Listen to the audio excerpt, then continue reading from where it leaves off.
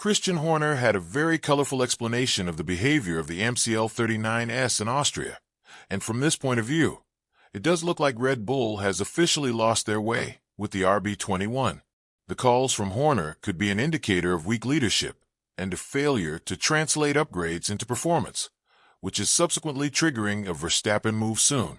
But will the team be ready to turn things around now that it matters the most? And if not, what are the consequences they are facing? Ever since the revolutionary approach of McLaren has propelled them to the front of the grid, there's one big question that all of their rivals are asking. How can they be so good on the tires? Throughout the past couple of years, we've seen that Red Bull has been able to take care of the tires much better than anyone else, back in 2022 and 2023. But it's definitely not to the level of McLaren, and this is what caught the eye of Christian Horner. The team principal of Red Bull is adamant that the MCL39 is just in a world of its own, and the fact that Piastri followed Norris so closely for so long in Austria proves that tire degradation is not a real thing for the car.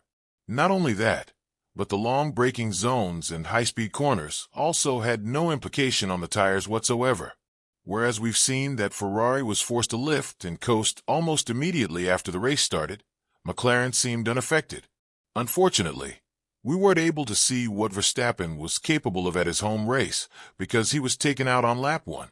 But Horner doesn't really have a lot of hope when it comes to catching up to McLaren in that segment. Elaborating further on this, the team principal of Red Bull said, "I think temperature is always a big factor.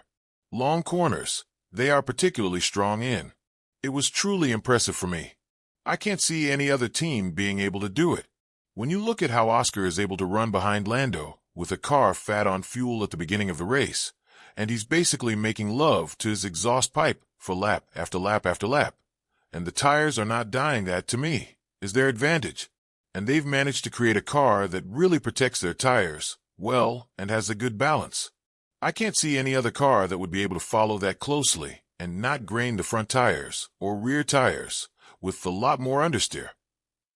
In this era, a lot of importance has been put on the dirty air when following a car, which not only chews up your tires, but also puts you at risk of losing downforce when entering a sequence of high-speed corners.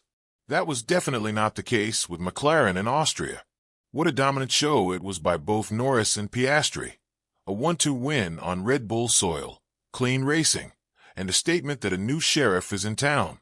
This is all but good news for Horner, who saw a lot of criticism being aimed toward him for the way he performs as a team principal. Results are needed. The car sees a lot of upgrades, but it's definitely undrivable. Ever since the departure of senior figures in Red Bull like Newey and Wheatley, the Austrian team has found it very hard to produce a competitive car that would translate performance from all of the simulations back in the factory. I do agree with the fact that one man doesn't make the team, but I also think that Newey had a very significant part in the development of the car, so much so that Red Bull has effectively lost its way without him. You won't hear Horner or Marco admit it directly, even though in the last couple of months, there have been statements that Newey played a massive role in the ground effect era and the development of Verstappen's championship car. After all, 2023 was the first year in which Red Bull managed to finish 1-2 in the Drivers' Championship, leaving only one race to be won by another team, Singapore by Sainz. And now there's a different story being played by the leadership of the Austrian squad. Since the internal war left the structure of the team shattered, Jos Verstappen's warnings are now becoming more and more realistic. The team is struggling to see the light at the end of the tunnel, and it's almost certain that Max won't fight in the Drivers' Championship in the second half of the season. 61 points is a very big margin to overcome when you don't have dominant machinery in your hands, especially when you have to go against two McLaren drivers.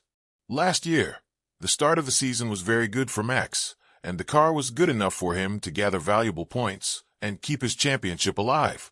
But in 2025, that's definitely not the case. Horner knows better than anybody else that his driver will be vastly dissatisfied with the current standing in the Drivers' Championship. Talking about a potential fight here, Horner said, "McLaren, you can see how they're racing each other. They've got a cushion to the rest of the field. For us, we will just focus on one race at a time. We don't think about the championships. We just focus on the next race, Silverstone. What can we achieve there? Same as Spa, same as Budapest.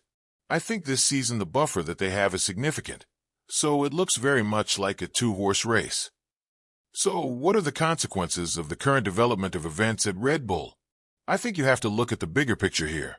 Max Verstappen, if it weren't for him, the Austrian team would be dead last, with 8 points scored by Tsunoda only as the second driver in the squad.